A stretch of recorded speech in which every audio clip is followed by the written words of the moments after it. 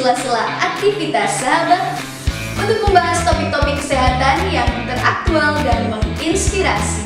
Selengkapnya kami rangkum dalam edukasi kesehatan kanker, pengobatan kanker, deteksi dini kanker, tips-tips seputar kesehatan, dan teknologi kesehatan masa kini. Serial edukasi Cancer Education Channel selalu dinanti dan menginspirasi.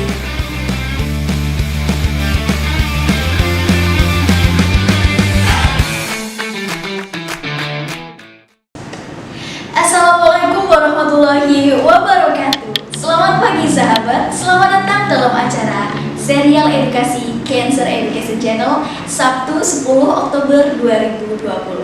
Pada kesempatan kali ini topik yang akan kami bahas yaitu cegah tuberkulosis dengan gaya hidup sehat, yang akan disampaikan oleh narasumber kami Dr. Musdanifah spesialis paru dan dibantu oleh moderator Dr. Iga Kustin Mahabagawati, dokter umum Rumah Sakit Onkologi Solo. Acara ini akan berlangsung selama 1 jam ke depan. Untuk sahabat semuanya, kami tunggu partisipasinya dan silahkan menyiapkan pertanyaan pada kolom komentar untuk dialog interaktif. Acara ini disiarkan langsung pada YouTube, Facebook, dan Instagram Live Rumah Sakit Onkologi Solo. Mari sahabat, langsung saja kita simak bersama serial edukasi Cancer Education Channel yang dipersembahkan oleh Rumah Sakit Onkologi Solo dan Solo Cancer Society. Bismillahirrahmanirrahim. Assalamualaikum warahmatullahi wabarakatuh. Waalaikumsalam warahmatullahi wabarakatuh. Selamat pagi teman-teman semua. Bertemu lagi bersama saya Dr. Iga Kustin. Pada pagi hari ini kita akan melakukan serial edukasi lagi di Cancer Education Channel. Jadi pada pagi hari ini kita akan membahas tema tentang mencegah TBC dengan gaya hidup sehat. Dan pada pagi hari ini sudah kedatangan narasumber kita yaitu Dr. Musdanifah spesialis paru. Selamat pagi dokter. Selamat pagi. Ya, sehat dokter. Alhamdulillah. Gitu. Jadi pagi hari ini kita akan membahas tentang cegah TBC dengan gaya hidup sehat ya dokter. Mungkin bisa kita mulai saja dokter. Ya, siap. Untuk materi yang akan disampaikan dulu tentang TBC. Ya, terima kasih Dr. Ida. Assalamualaikum warahmatullahi wabarakatuh. Waalaikumsalam warahmatullahi wabarakatuh. Selamat pagi semuanya. Pada kesempatan kali ini saya akan menyampaikan sedikit ya, dan nanti kita lanjutkan dengan bincang-bincang tentang tuberkulosis atau kalau di masyarakat dikenal dengan TBC ya, atau kalau zaman dulu disebutnya flek paru-paru ya, seperti itu. Dan bagaimana tentang TBC itu sendiri dan upaya-upaya untuk pengobatan dan pencegahannya.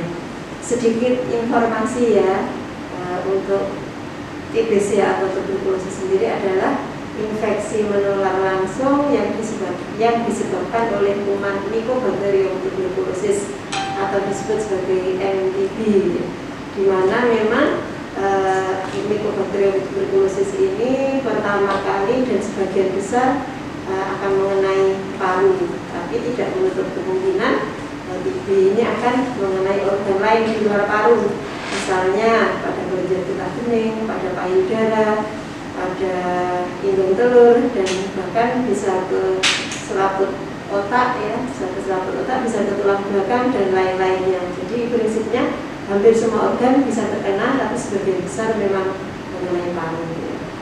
Untuk gejalanya yang perlu diwaspadai ya untuk TB yang di paru itu adalah batuk ya. Jadi batuk itu kan sifatnya tidak spesifik, tidak khas ya, hanya batuk-batuk saja. Bisa batuk kering, bisa batuk berdahak ya. Dan gejala tambahannya selain batuk nanti ada bisa sesak napas, bisa nyeri dada, bisa batuk darah. Nah biasanya orang kalau batuk-batuk biasa itu cenderung mengabaikan. Tapi begitu ada gejala tambahan, misalnya ada batuk darah, ada sesak napas, ada nyeri dada, baru kemudian dia periksa, ya, seperti itu. Itu gejalanya. Kemudian untuk pemeriksaan penunjangnya, yang pertama kali bisa dilakukan dengan screening dengan pemeriksaan fototoraks atau pemeriksaan ronsen paru ya. Nanti akan ada gambaran khas, ada gambaran khusus kalau seseorang terkena TB paru ya. Kemudian juga ada screening dengan pemeriksaan dahak ya, dengan pemeriksaan dahak untuk melihat kuman Mycobacterium TB-nya itu ada atau tidak di dalam dahaknya. Kemudian fototoraks, kemudian pemeriksaan screening dengan dahak, dan setelah itu juga untuk pemeriksaan dengan serologi memang tidak dianjurkan ya pada penegakan diagnosis penderita TB. Itu untuk diagnosisnya. Kemudian untuk pengobatannya secara prinsip ya sebenarnya TB paru itu dibagi menjadi yang masih sensitif dengan pengobatan dan yang sudah kebal dengan pengobatan ya. Untuk yang masih sensitif dengan pengobatan ada dua kategori ya, yaitu pengobatan kategori 1 dan pengobatan kategori 2. Pengobatan kategori 1 itu maksudnya untuk penderita yang baru pertama kali terkena TB ya, baru pertama kali terkena TB, belum pernah putus obat ya, belum pernah terkena sebelumnya ya, itu dengan kategori 1. Kategori 1 itu ada 4 macam obat yang ditelan ya, dan lamanya bervariasi ya, minimal 6 bulan ya. Jadi kalau pertama-tama itu memang minum obatnya banyak ya, nanti kalau sudah mengalami perbaikan obatnya akan kita kurangi. Itu yang justru titik beratnya itu kalau masih awal-awal itu harus minum tiap hari, obatnya banyak, mungkin tubuhnya juga masih beradaptasi gitu ya. Jadi memang beratnya di situ ya. Kemudian kalau kategori 2 berarti selain obat yang diminum ada tambahan pemberian suntikan ya, pemberian injeksi streptomycin di intramuskuler, maksudnya di dalam otot ya, biasanya di pantat setiap hari gitu ya. Dosisnya disesuaikan dengan berat badannya selama 60 kali ya, atau 60 hari berturut-turut ya. Itu tambahannya selain obat yang diminum. Kalau lamanya bervariasi ya, minimal 6 bulan tergantung lokasi tuberkulosisnya di mana ya. Kalau di luar paru dan berat itu biasanya lebih lama perbaikannya dan lebih lama untuk pengobatannya ya. Kemudian juga dievaluasi nanti perkembangan gejalanya seperti apa, perbaikan secara langsung seperti apa ya. Kemudian kalau dia pada organ yang bisa dilihat perkembangan perbaikannya di situ seperti apa ya. Itu untuk pengobatannya. Kalau untuk pencegahannya, yang pertama kali dilakukan sebagai upaya pencegahan itu adalah menemukan penderita TB paru, apalagi yang dahaknya positif. Positif itu maksudnya ada kuman di dahaknya, ketemu kuman di dahaknya. Nah, itulah sumber penularannya ya.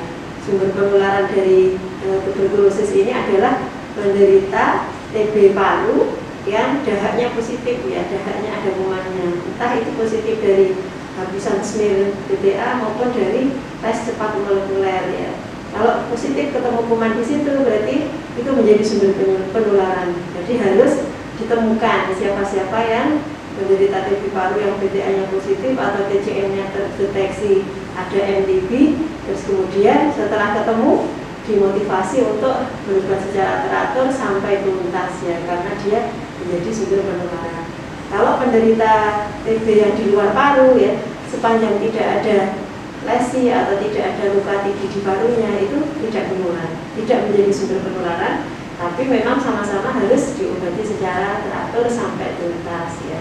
Itu untuk pencegahannya, yang pertama menemukan penderita ya dan diobati sampai tuntas. Kemudian yang kedua ya ini menerapkan pola hidup sehat ya, mulai dari berusaha untuk memenuhi kebutuhan gizi, kemudian berusaha untuk mencuci tangan, dia menerapkan etika batuk gitu ya, karena sumber penularannya kan dari percikan dahak ya, percikan dahak yang dikeluarkan oleh penderita yang positif, dan kemudian dahak itu di tempat yang terbuka dengan sinar matahari langsung mungkin selama sekitar 1-2 jam akan mati.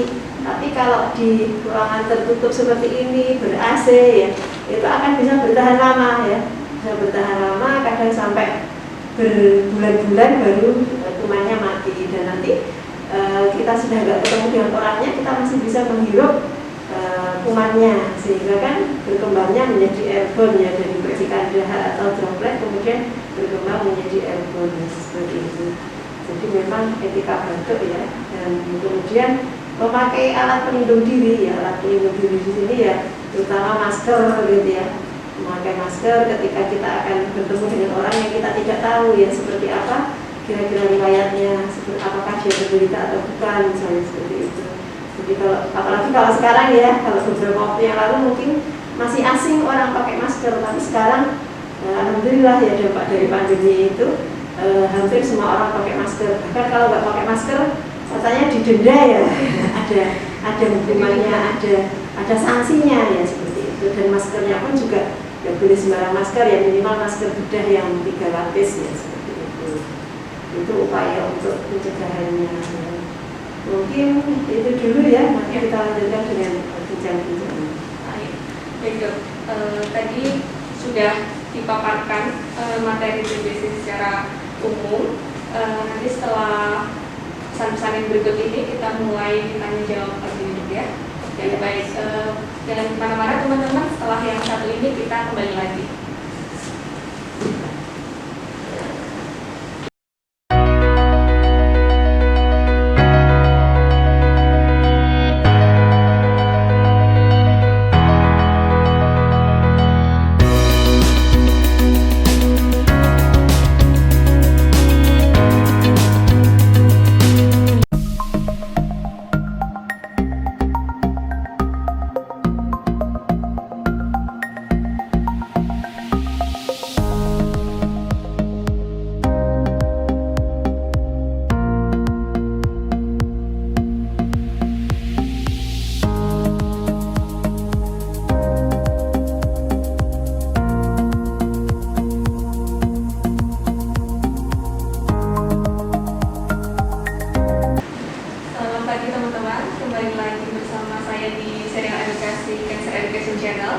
Hari ini bersama Dr. Musdanto, spesialis paru, kita sedang membahas tentang cara mencegah TBC dengan gaya hidup yang sehat, seperti itu ya dokter ya.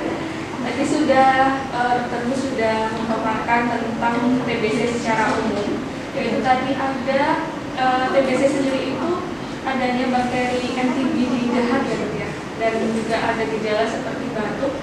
Batuknya bisa batuk kering, bisa batuk berdahat ya dok ya. Untuk batuknya sendiri, kalau untuk TBC itu berapa lama dok? Kalau masuk kriteria suspek atau masuk kriteria curiga TBC itu kalau batuknya bertahan lebih dari 2 minggu. Entah itu bisa kering, bisa berdarah, bisa berdarah ya, yang penting setiap ada batuk yang bertahan lebih dari 2 minggu kita memang sudah bisa curiga biasanya jangan-jangan itu TB ya. Dan untuk pemeriksaan penunjangnya tadi ada ronsen torak, ronsen dada, ada dahak juga ya. Untuk gold standar untuk menegakkan TB, apakah perlu dulu? Kalau gold standarnya sendiri sebenarnya dari kultur di dahaknya, kultur yang dia akan tumbuh kuman Mycobacterium tuberculosis. Cuma untuk fasilitas kultur sendiri kan terbatas ya, tidak semua sarana kesehatan barangkali punya fasilitas kultur ya. Kalau sekarang untuk bakteriologisnya kita biasanya pakai TCM, tes cepat molekuler. Itu kalau di fasilitas kesehatan ada, kalau tidak ya pakai BTA, pakai pemeriksaan bakteri tahan asam dari smear dari hembusan langsung dari darah. Nanti setelah di screening dari gejala, kemudian dilakukan pemeriksaan ronsen atau fototoraks, kemudian dilakukan pemeriksaan dahak, nanti bisa jadi masuk dalam kategori penderita yang terkonfirmasi secara bakteriologis. Kalau terkonfirmasi secara bakteriologis itu artinya didapatkan kuman Mycobacterium tuberculosis ketika dilakukan pemeriksaan smear BTA-nya, atau juga ketika terdeteksi Mycobacterium tuberculosis dari tes cepat molekulernya. Jadi kalau seperti itu berarti terkonfirmasi secara bakteriologis. Nah itu yang dianggap sebagai sumber penularan tadi ya. Dianggap sebagai penderita yang harus diwaspadai. Diwaspadai bukan berarti untuk dikucilkan dan lain-lain. Diwaspadai maksudnya dimotivasi untuk berobat sampai tuntas ya. Karena otomatis dia lebih mudah menularkan kepada orang lain. Tapi kalau penderita yang tidak sampai terkonfirmasi secara bakteriologis, entah ketika diperiksa mungkin nggak ketemu kumannya, itu bukan berarti tidak sakit TB ya, tapi derajat TB-nya berbeda ya. Namanya TB yang diagnosis secara klinis. Terdiagnosis secara klinis itu didapatkan dari gejala pada penderita dan dari penunjang yang lain ya, misalnya dari fototoraks ya, dari gambaran tadi langsung dadanya, atau kalau dia di luar paru berarti dari pemeriksaan biopsi, misalnya dari kelenjar getah bening. Kok curiga dari TB kan ada yang ketemu sel Datia Langhans, ketemu epitel, yang ketemu limfosit misalnya seperti itu ya, nanti kan akan curiganya kan ke arah sana. Nanti kalau dikonfirmasi dengan klinisnya dengan pemeriksaan penunjang nanti namanya TB yang terdiagnosis secara klinis. Sama-sama harus diobati sampai tuntas ya. Sama-sama Ya, tetap tapi memang untuk pengawasannya lebih ketat ke yang terkonfirmasi secara bakteriologis tadi. Dan ada kalanya juga penderita itu tidak bisa mengeluarkan spesimen, misalnya tidak bisa berdarah ya, atau mungkin juga sulit karena kesadarannya kurang baik ya, misalnya seperti itu ya, otomatis kita ya melihatnya dari klinis dan pemeriksaan penunjang yang non bakteriologis yang tadi ya, misalnya dari fototoraks ya, seperti itu. Kemudian juga perlu ditekankan itu riwayat pengobatan sebelumnya sudah ada apa belum ya pada penderita tuberkulosis, karena kalau sudah pernah ada riwayat pengobatan dan kemudian terbukti aktif kembali TB-nya, nanti jenis pengobatannya berbeda, regimen yang dipakai itu berbeda, seperti itu, lamanya juga berbeda. Jadi kita kalau menganamnesis atau nanya-nanyain pasien tuberkulosis itu harus meritil, maksudnya harus teliti, harus jelimet ya, sudah pernah berobat sebelumnya atau tidak, kalau sudah berapa lama, sudah tuntas atau belum ya. Cuman kadang-kadang kalau masih di awal-awal itu kan pasien mungkin masih nggak suka, masih belum begitu nyaman untuk ditanya-tanya. Nah, seninya kita bagaimana bisa mendapatkan data itu tapi dengan tanpa mengurangi rasa nyaman dari penderita. Tapi kalau rasanya lupa gitu. Iya. Repot lagi kalau lupa. Betul ya. Misalnya kalau sudah lupa itu sudah lupa ya. Nanti mungkin dikonfirmasi dengan keluarganya. Dan kadang-kadang data itu tidak kita dapatkan langsung ketika kita ketemu pertama kali, apalagi misalnya masih di IGD, masih jelas terasa gejala akutnya, masih terasa gejala yang berat, itu biasanya agak sulit untuk mendapatkan data yang objektif. Jadi mungkin nanti untuk pertemuan yang kedua kali atau ketiga kali diganti data lagi.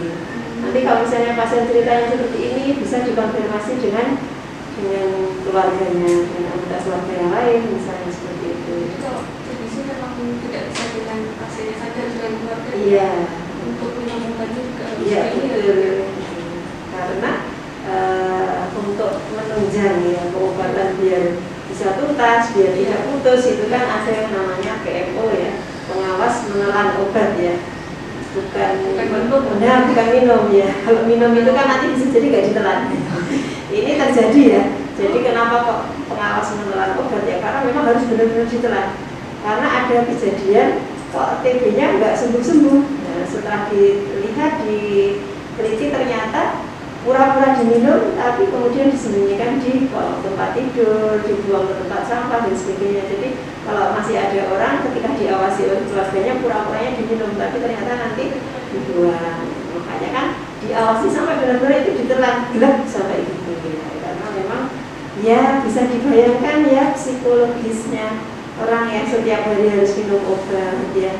Barangkali juga kok nggak rampung-rampung ya, seperti itu. Memang yang beratnya di situ, pengobatannya harus lama, kemudian juga teratur gitu ya, tidak boleh bolong-bolong ya, tidak boleh putus, dan sesuai dengan dosisnya, sesuai dengan yang sudah ditetapkan. Ini ada pertanyaan dari Instagram ya, dari @nana.dinata94. Untuk mohon penjelasannya di era pandemi COVID-19 ini, untuk membedakan ciri-ciri yang mengarah ke TBC dan ke arah COVID-19, karena setelah ciri-cirinya hampir sama gitu. Iya, betul sekali ya. Kalau COVID-19-nya manifestasinya memang di saluran napas, ya gejalanya bisa mirip dengan TB ataupun juga bisa mirip dengan penyakit yang lain. Nah, nanti yang perlu dikonfirmasi dari pemeriksaan laboratoriumnya ya, kira-kira dari laboratoriumnya mengarah atau tidak, ya mengarah ke arah COVID atau tidak. Dan yang paling penting untuk menegakkan kepastian kalau dia COVID itu dengan pemeriksaan yang kalau kita sebutnya swab tenggorokan, ya, swab naso dan orofaring, yang intinya adalah memeriksa PCR, ya, pemeriksaan PCR untuk lihat apakah memang itu benar-benar dari COVID-19 ataukah bukan. Ya.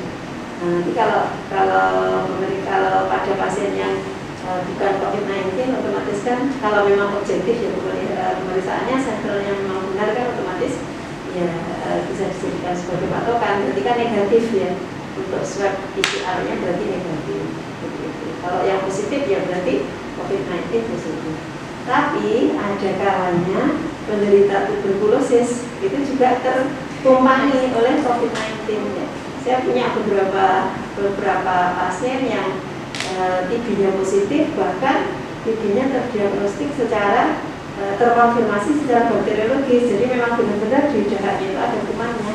Kebetulan kita tegakkan dari tes cepat molekuler itu terdeteksi ada MTB-nya. Nah ternyata kemudian kita obati. Dari situ beberapa saat kemudian ternyata ada gejala akut, ada gejala yang mendadak demam, mendadak batuknya bertambah.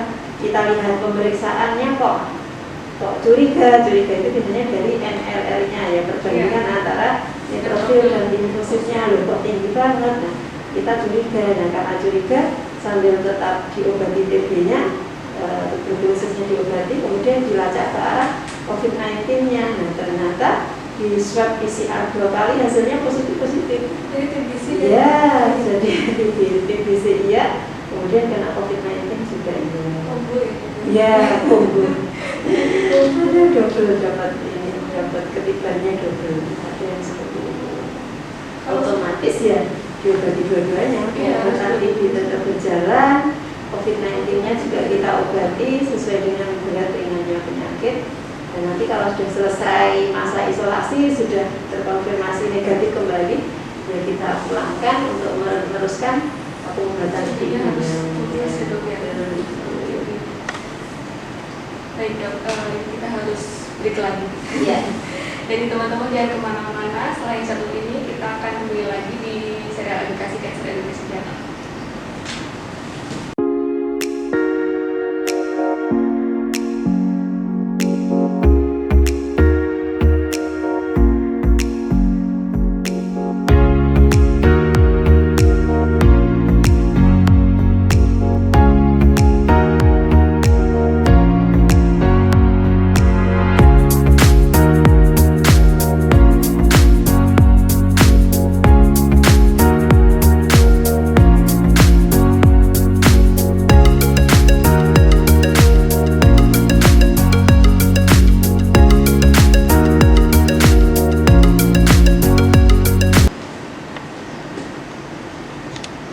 Baik teman-teman, kembali lagi di serial edukasi Cancer Education Channel.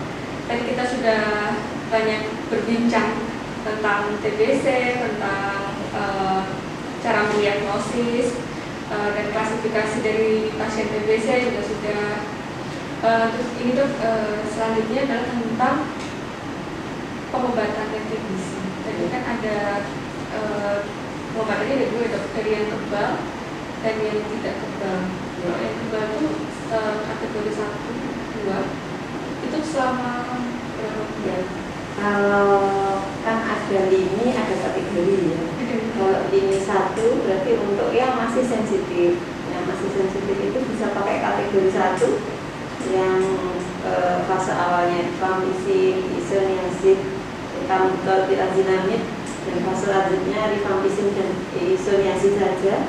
Kalau yang kategori 2 masih di lini 1 itu untuk yang kasus yang tadi kan lini 1 kategori 1 itu kan untuk yang kasus baru pengobatan pertama kali saat itu, atau kalaupun sudah pernah ada riwayat pengobatan tapi tidak lebih dari 1 bulan, sudah pernah terkena OAT obat itu tapi kurang dari 1 bulan, nanti masuknya baru lagi. Itu termasuk yang putus obat? Nah kalau yang putus obat nanti masuknya di kategori 2.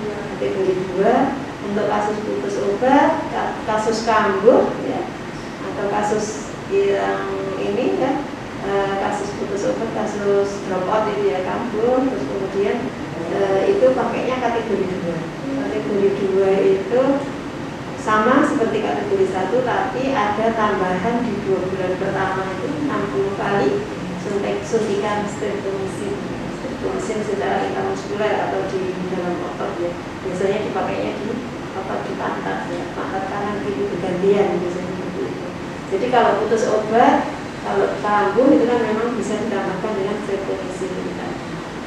Otomatis lamanya jadi berbeda ya, jadi lebih lama. Kalau kategori 1 untuk TB yang baru terdiagnosis pertama kali itu kan sekitar 6 bulan minimal ya, bisa lebih ya, minimal 6 bulan. Nah kalau pada kategori 2 untuk kasus yang kambuh, yang putus obat, yang awalnya pakai injeksi streptomycin itu pengobatannya minimal 8 bulan. Nanti dilihat responnya dan dilihat organ apa yang terkena ya, seperti itu. Karena kecenderungannya kalau TB di paru itu memang kalau kerusakan jaringannya tidak berat 6 bulan mungkin sudah sembuh. Tapi kalau di luar paru itu pengobatannya bisa lebih lama. Ya, di luar paru yang berat misalnya pada selaput kotak, ya, pada rea meningitis TB, pada TB pada tulang belakang, spondilitis TB itu bisa sampai 12 bulan. TB di usus ya, itu juga bisa sampai 12 bulan. Karena memang lebih lama dan responnya pun juga kita mengukurnya juga agak sulit ya. Di YouTube ini ada pertanyaan dari YouTube dari Dimas Olum. Dok, saya sudah minum obat TBC selama 2 bulan, tetapi akhir-akhir ini BAK saya berwarna oranye kemerahan. Apakah itu normal? Apakah ada efek dikonsumsi jangka panjang untuk obat? Ya. Kalau memang dia kencingnya menjadi warna kemerahan oranye, berarti memang dia benar, dia memang meminum obat TBC-nya. Karena salah satu jenis dari obat TB yang namanya rifampicin ya itu kan dia kan dipecahnya kan di ginjal dan kemudian menimbulkan warna merah orange di urinnya. Obatnya sendiri Iya. obat merah. Iya. Bahkan dia kalau pernah ya ada penderita yang sudah tua itu saya pernah lihat oleh keluarganya digerus ya, keluarganya digerus langsung sebelum diberikan, maksudnya digerus atau kalau dia misalnya bentuknya kapsul kan rifampicin ada kapsul ada yang tablet ya, kalau bentuknya kapsul oleh keluarga dibuka ya. Saya melihat di bibirnya itu pun juga kemerah-merahan bekas dia minum obatnya itu. Jadi kadang-kadang kalau tidak dikasih tahu sebelumnya jadi panik, kok kencingnya warna merah, kok di mulut kemudian menyisakan warna merah ketika dibuka kapsulnya, itu wajar seperti itu. Memang efek samping umumnya seperti itu. Tidak perlu dikasih obat apa-apa, tidak perlu diwaspadai, malah itu justru menjadi penanda. Biasanya kita nanya ke pasien, kan kadang dia nggak tahu sudah minum obat apa, kemudian ditanya bikin kencing warna merah enggak, justru malah kadang itu sebagai clue atau kata kuncinya di situ. Jadi memang enggak apa-apa. Dari obat TBC yang lain ada efek sampingnya selain rifampicin? Yang lain punya efek samping tapi tidak menimbulkan warna merah di kencing dia. Misalnya kayak dilasinamid itu kan kadang-kadang bisa menimbulkan nyeri di sendi, ya. Nyeri di sendi, artritis, ya kan. Kadang-kadang disertai dengan peningkatan kadar urat ya, asam uratnya meningkat ya seperti itu. Terus beberapa juga bisa menimbulkan rasa gatal-gatal gitu ya. Gatal-gatal bisa semua jenis obat, bisa kalau misalnya dia alergi bisa gatal, gatalnya bisa ringan, bisa sampai ada ruam-ruam ya. Kalau ringan saja dikasih antihistamin sambil tetap dilanjutkan tidak apa-apa. Kemudian juga fungsi lain juga bisa kalau pada keadaan penderita yang sensitif bisa ada gangguan fungsi liver misalnya dari pemeriksaan SGLT-nya meningkat ya, seperti itu. Nanti sudah ada rambu-rambunya sendiri, meningkatnya seberapa, keluhan lainnya apa, nanti sudah ada aturannya apakah itu harus dihentikan ataukah tetap bisa dilanjutkan dengan pengawasan, itu sudah ada aturannya sendiri. Ada pertanyaan lagi dari Facebook @salsabila5. Saya adalah penderita TBC dalam masa pengobatan. Saat ini saya sedang sedang menyusui bayi 19 bulan. Apakah OAT aman saya konsumsi, dokter? Terima kasih. Ya, kalau OAT kategori 1 yang rifampicin, hitam itu kan aman untuk ibu hamil dan menyusui. Ya. Kalau untuk streptomisinnya memang tidak direkomendasikan untuk ibu hamil. Ya. Tapi kalau untuk ibu menyusui sama OAT tidak masalah. Gitu. Tidak ada masalah untuk diberikan, ya. Aman untuk diberikan. Seperti itu. Tentunya juga tetap justru yang diwaspadai itu penularan dari ibu ke bayi yang disusuinya. Ya.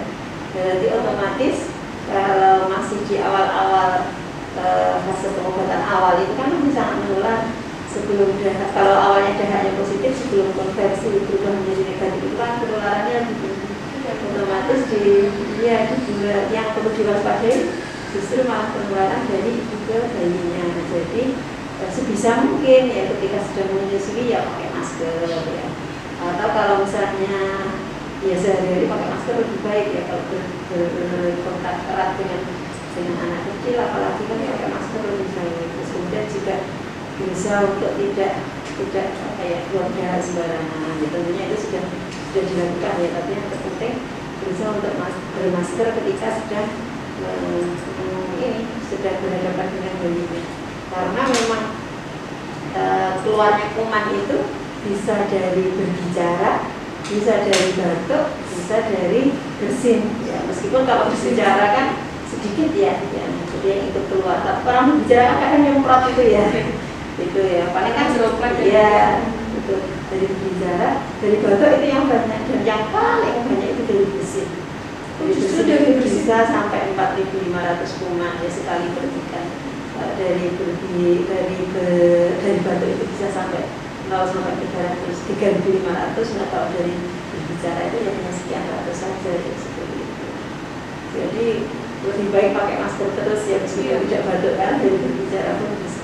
Apalagi kalau masih awal-awal pengobatan, masih di fase awal yang masih harus menelan obat banyak itu penularannya masih lebih tinggi.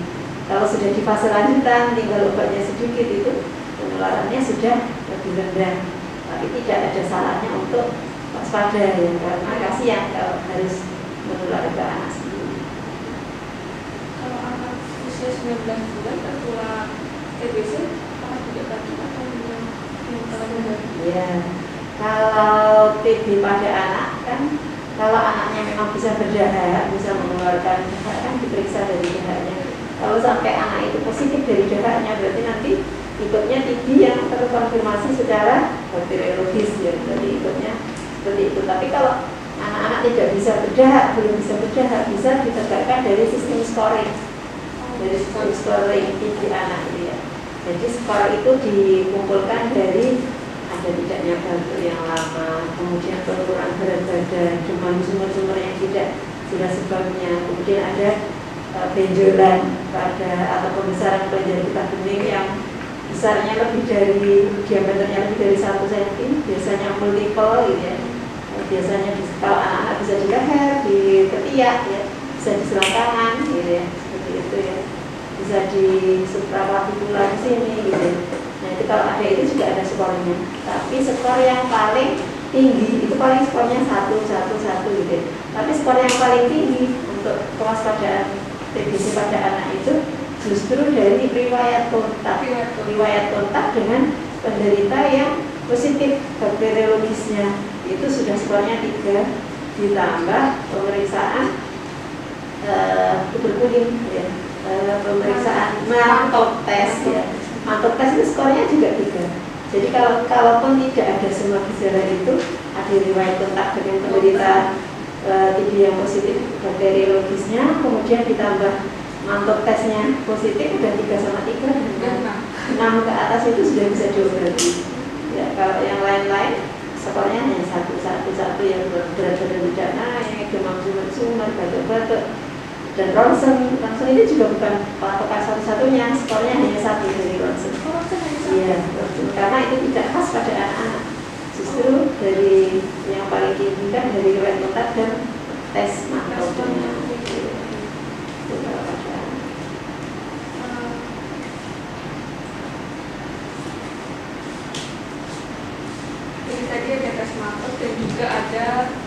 eh, kultur ya, kalau untuk anak.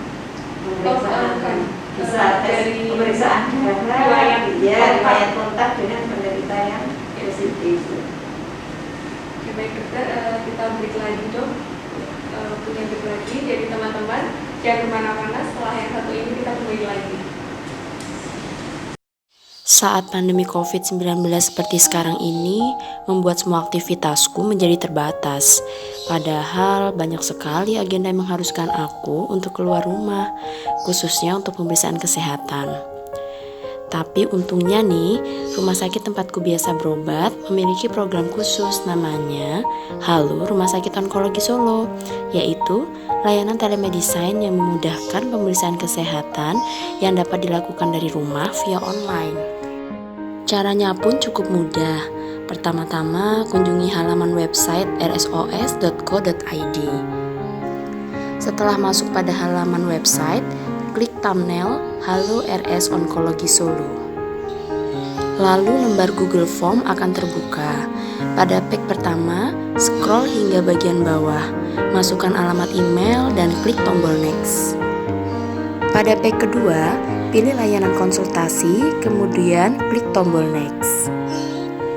Setelah itu, kita akan masuk pada page ketiga. Baca dengan seksama alur layanan Halo RS Onkologi Solo, pahami dengan benar alurnya, lalu klik kolom ya. Setelah memahami dengan baik dan klik tombol next.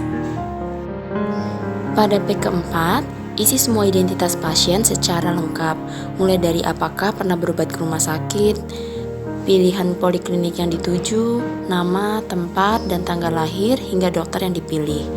Untuk rencana tanggal konsultasi dapat dilihat pada jadwal yang telah tersedia. Jangan lupa untuk mengupload data diri seperti KTP atau boleh juga menggunakan SIM. Klik tombol next, selanjutnya kita akan masuk pada page 5. Klik tombol persetujuan umum atau general consent, lalu submit. Rumah Sakit Onkologi Solo akan mengkonfirmasi terkait pendaftaran Anda untuk selanjutnya melakukan konsultasi telemedicine. Jadi Ibu, ini datanya sudah lengkap, sudah kami catat di medical record. Nanti resepnya kami kirim ke alamat Ibu. Demikian Ibu, selamat pagi. Cara yang cukup simpel untuk kita yang saat ini tidak bisa keluar rumah atau tidak memiliki waktu untuk datang ke rumah sakit. Dengan layanan Halo RS Onkologi Solo, saya jadi lebih mudah mendapatkan pelayanan medis. Terima kasih Rumah Sakit Onkologi Solo. Hospitable, easier, better.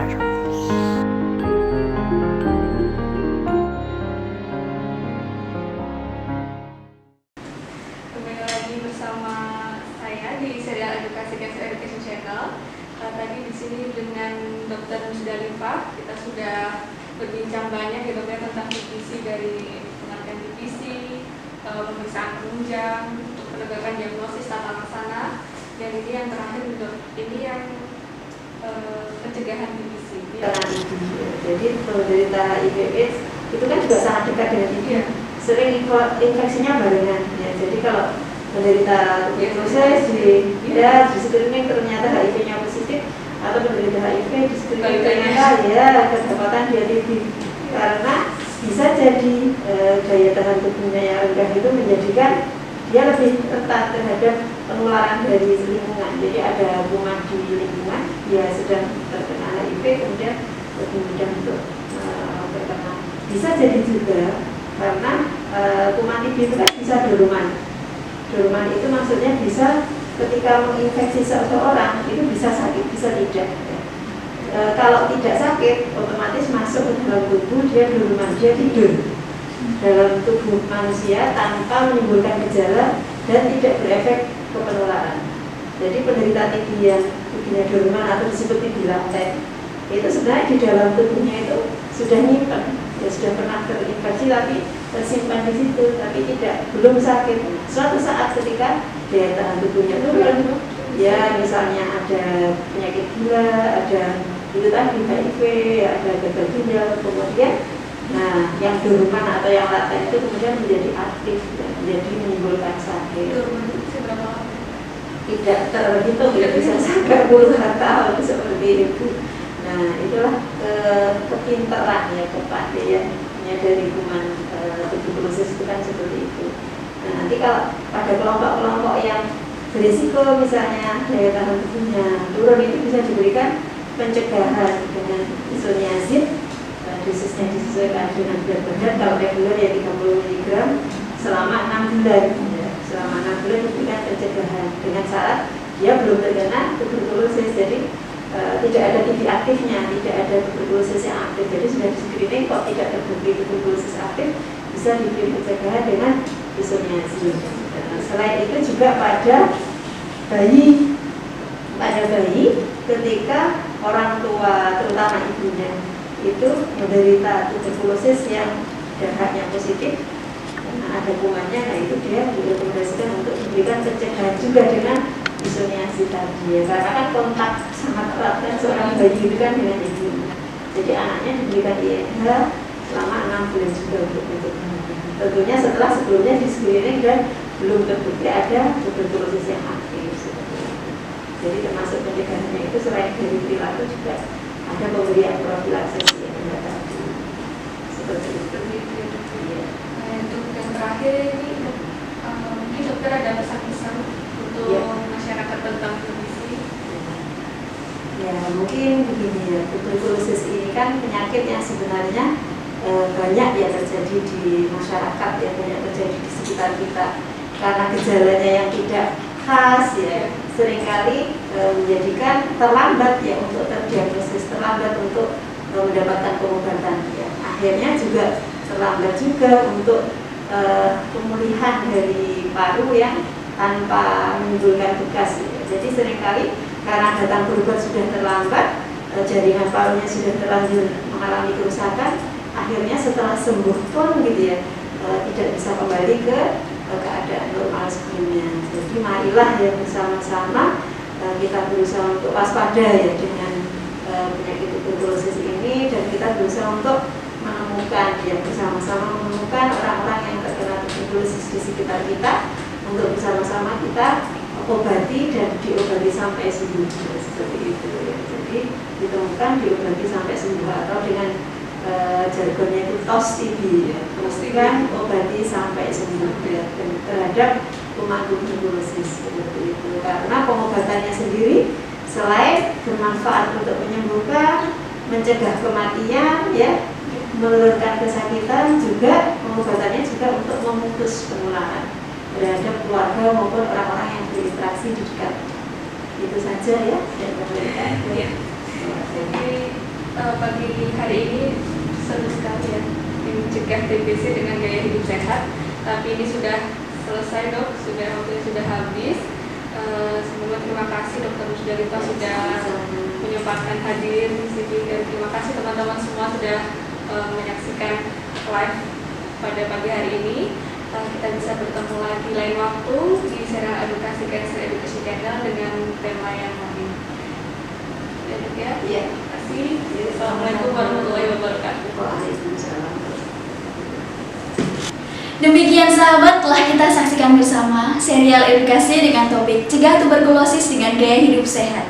Semoga dapat memberikan manfaat dan membuat kita sadar akan pentingnya melakukan pencegahan penyakit TBC, karena mencegah lebih baik daripada mengobati. Terima kasih sudah menyaksikan dan berpartisipasi selama acara berlangsung.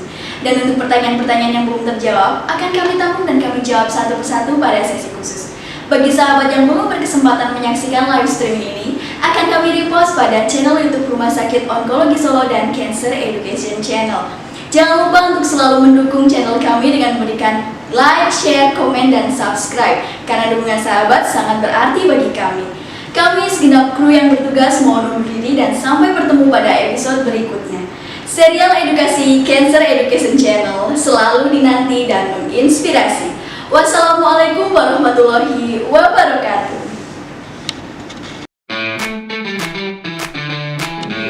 Serial edukasi Cancer Education Channel hadir di sela-sela aktivitas sahabat untuk membahas topik-topik kesehatan yang teraktual dan menginspirasi. Selengkapnya kami rangkum dalam edukasi kesehatan kanker, pengobatan kanker,